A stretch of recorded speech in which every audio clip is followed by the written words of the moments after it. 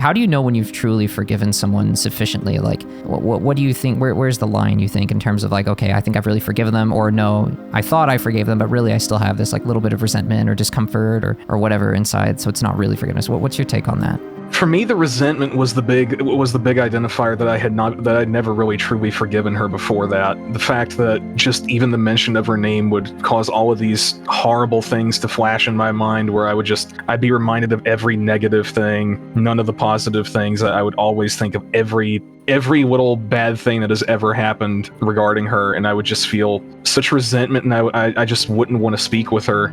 And for me, that was the big identifier for me, that I had never really forgiven her. And that would also explain why also tying back into some of the other stuff that we talked about, I had trouble forgiving myself, was because of the fact that I hadn't forgiven my mom for a lot of stuff that she had done, and I also wasn't willing to forgive myself for a lot of things that I had done.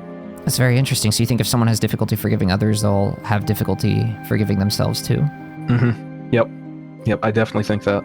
That does make sense, I guess, yeah, because you just kind of get in that habit of holding things against people. So if you feel like you have to hold things against others, you'll hold them against yourself too. I never thought about that way. That is very interesting. Because if you're busy hyper-analyzing the flaws in other people, you very quickly get into the practice of hyper-analyzing the flaws in yourself.